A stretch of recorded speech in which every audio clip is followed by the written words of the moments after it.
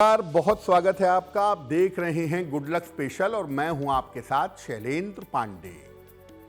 आज हम बात करेंगे चंद्र ग्रहण के बारे में और ये चंद्र ग्रहण बहुत विशेष है क्योंकि ये पड़ रहा है श्रावण शुक्ल पूर्णिमा को, यानी रक्षाबंधन के पावन अवसर पर। क्या है इस चंद्र ग्रहण का प्रभाव, कौन से नियम, कौन सी सावधानियां रहेंगी और इस चंद्र ग्रहण का अलग अलग राशियों पर कैसा प्रभाव पड़ेगा, आज इस विषय पर बात करेंगे। तो आपको बताएंगे कि अलग अलग राशियां अगले 15 दिनों तक, अगले 1 महीने तक किन चीजों से हो करके गुजरेंगी और चंद्र ग्रहण के साथ उनको कौन सा उपाय करना चाहिए। तो चलिए कार्यक्रम की शुरुआत करते हैं और सबसे पहले जानते हैं सप्ताह का मंत्र। सप्ताह का मंत्र है ओम रोहिणीशः सुधामूर्तिः सुधागात्रः सुधाशन। ओम रोहिणीशः सुधामूर्तिः सुधागात्रः सुधाशन। विषम स्थान संभूतां पीड़ाम हरतु मे विधु। विषम स्थान संभूतां पीड़ाम हरतु मे विधु।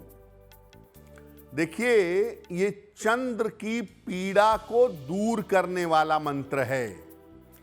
अगर चंद्रमा की स्थिति आपकी कुंडली में बेहतर नहीं है और चंद्रमा की निगेटिव स्थिति की वजह से आपको दिक्कतें हो रही हैं, आपको समस्या हो रही है, तो रोज शाम को 108 बार मोती की माला से या रुद्राक्ष की माला से इस मंत्र का जप करिए।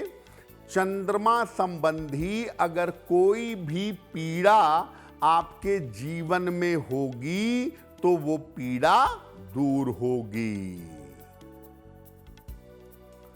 हम आज बात कर रहे हैं चंद्र ग्रहण के बारे में। इस बार चंद्र ग्रहण की स्थिति क्या है, चंद्र ग्रहण का पूरा मामला क्या है। देखिए, ये जो चंद्र ग्रहण है जिसकी हम बात कर रहे हैं, ये विशिष्ट चंद्र ग्रहण नहीं है। ये विशिष्ट चंद्र ग्रहण ना होकर एक उपछाया चंद्र ग्रहण है, मालिन्य चंद्र ग्रहण है। इसकी शुरुआत 28 अगस्त को हो रही है और भारतीय समय के अनुसार ये 28 अगस्त को सुबह 6:53 पर आरंभ होगा और इसका समापन पूरी तरह से 28 अगस्त को दोपहर 12:31 पर होगा। अगर ज्योतिष के हिसाब से हम समझें तो ये उपछाया ग्रहण कुंभ राशि और शतभिषा नक्षत्र में लगेगा। शतभिषा नक्षत्र राहु का नक्षत्र है और कुंभ राशि शनि की राशि है, यानी इस उपछाया ग्रहण में शनि और राहु का इन्वॉल्वमेंट भी होगा और ये ग्रहण कुंभ राशि और शतभिषा नक्षत्र में रहेगा। एक बात तो ये है कि ये उपछाया ग्रहण है और दूसरी बात ये है कि ये भारतवर्ष में दृश्य नहीं होगा। उपछाया ग्रहण भी है और भारत में दिखाई नहीं देगा। तो देखिए, ग्रहण बहुत प्रकार के होते हैं। पूर्ण ग्रहण, आंशिक ग्रहण, खग्रास, खंडग्रास, लेकिन ये वास्तव में एग्जैक्ट ग्रहण नहीं है। इसमें चंद्र के ऊपर पृथ्वी की हल्की सी छाया पड़ेगी, इसीलिए इसको मालिन्य चंद्र ग्रहण या उपछाया चंद्र ग्रहण कहा जाता है। देखिए, ग्रहण आपके देश में दिखे या ना दिखे, लेकिन ग्रहण में चूंकि चंद्रमा प्रभावित हो रहा है, इसीलिए हम सब के ऊपर और देश दुनिया पर इस ग्रहण का प्रभाव पड़ेगा। देश दुनिया पर कैसा प्रभाव पड़ेगा? भारत के सीमावर्ती देश जो हैं, वहां से समस्या बढ़ सकती है। खास तौर से पाकिस्तान की तरफ से, अफगानिस्तान के साइड से दिक्कतें अचानक आ सकती हैं, दिक्कतें बढ़ सकती हैं। प्राकृतिक आपदाओं की संभावना भी बन रही है। समुद्र तटीय इलाकों में वर्षा की वजह से आपदाएं आ सकती हैं, पहाड़ों पर आपदाएं आ सकती हैं और भूकंप जैसी नौबत भी आती हुई दिखाई दे रही है। वायु तत्व की राशि का ग्रहण है ये, इसीलिए वायुयान दुर्घटना और अग्नि से आपदा हो सकती है। वायुयान दुर्घटना और अग्नि से सावधान रहना होगा।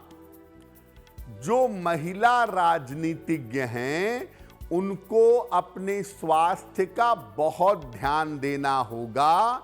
जो महिला राजनेताएं हैं या जो महिलाएं उच्च पदों पर हैं, उनको अपने स्वास्थ्य का विशेष ध्यान देना होगा। देखिए, कुंभ राशि, राहु का इन्वॉल्वमेंट, शनि की राशि में ग्रहण का होना जनता के मन में आक्रोश बढ़ाएगा। इसीलिए लगातार आंदोलन पूरे देश में अलग अलग मुद्दों को लेकर इस समय बढ़ेंगे। इस समय आंदोलनों को रोक पाना थोड़ा कठिन होगा।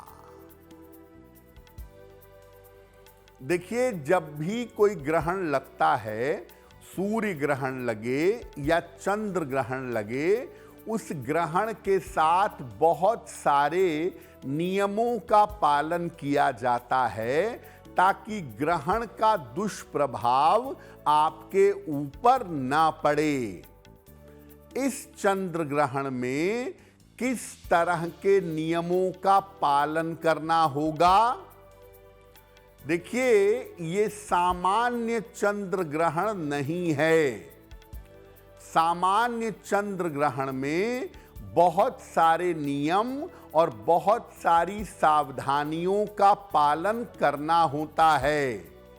ये उपछाया ग्रहण है, जिसमें ग्रहण जैसा आभास होता है। उपछाया ग्रहण अगर भारत में दिखाई देता तो भी इसका ग्रहण जैसा मूल्य नहीं होता। इसमें केवल ग्रहण जैसा आभास होता है। और जब उपछाया ग्रहण हो, चाहे दिखाई दे चाहे दिखाई न दे, उसमें किसी तरह के नियम लागू नहीं होंगे। उपछाया ग्रहण दिखेगा तब भी कोई नियम लागू नहीं होगा। आप अपनी सामान्य दिनचर्या जी सकते हैं। कोई भी सूतक का नियम लागू नहीं होगा। मंदिरों के पट बंद नहीं होंगे। खान पान, सोने और जगने पर कोई प्रतिबंध नहीं होगा। आप अपना सामान्य जीवन जी सकते हैं। भोजन, विश्राम, पूजा करने पर कोई प्रतिबंध नहीं होगा। उपछाया ग्रहण में कोई प्रतिबंध नहीं होता। गर्भवती महिलाओं को किसी तरह के चिंता की कोई आवश्यकता नहीं है। जब ग्रहण लगता है तो सबसे ज्यादा गर्भवती महिलाएं परेशान होती हैं कि ग्रहण का प्रभाव उनकी संतान के ऊपर या उनके गर्भ के ऊपर बुरा ना पड़े।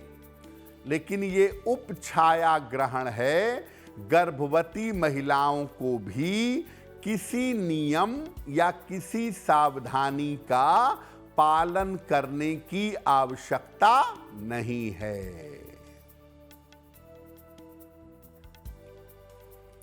तो ग्रहण में कोई सूतक नहीं है, कोई नियम नहीं है, कोई सावधानी नहीं है, तो आपको चिंता करने की आवश्यकता भी नहीं है। लेकिन जब ग्रहण चलेगा उस समय में क्या करें कि हमें इस ग्रहण से फायदा हो, हमें इस ग्रहण से लाभ हो। ग्रहण काल में जिस समय ग्रहण होता है उस समय में मंत्र का जप करना, स्तुति करना और ध्यान करना विशेष लाभदायक होता है। अगर आप ग्रहण काल में मंत्र जपें, स्तुति करें, ध्यान करें तो आपको बहुत फायदा होगा। और ग्रहण दिखाई दे या न दिखाई दे, ग्रहण के समय में अगर आप पूजा प्रार्थना करते हैं तो आपकी पूजा प्रार्थना निश्चित रूप से स्वीकार होती है। अगर आप कोई मंत्र सिद्ध करना चाहते हैं या दीक्षा लेना चाहते हैं तो ये भी ग्रहण में करना बहुत शुभ होता है। ग्रहण काल में मंत्र जप करना, मंत्र सिद्ध करना, किसी गुरु से दीक्षा लेना आपके लिए कल्याणकारी होगा। ग्रहण के बाद स्नान करके किसी निर्धन व्यक्ति को कुछ न कुछ दान करना चाहिए। ऐसा करने से ग्रहण का दुष्प्रभाव आपके लिए कम होगा। तो ग्रहण भले ही आपके देश में, भारत में दिखाई न दे, लेकिन जो ग्रहण का समय हमने आपको बताया उस समय में आप भगवान के नाम का स्मरण करिएगा, भगवान के नाम का मंत्र जप करिएगा और ग्रहण समाप्त हो जाने के बाद किसी निर्धन व्यक्ति को चंद्रमा की वस्तुओं का दान करिएगा। ग्रहण के दुष्प्रभाव से बचे रहेंगे। अगर आप मुझसे जुड़ करके अपनी समस्याओं का समाधान चाहते हैं और चाहते हैं कि आपकी समस्याओं को ज्योतिष के माध्यम से सुलझाया जाए तो आप हमसे संपर्क कर सकते हैं, जुड़ सकते हैं एस्ट्रो तक पर।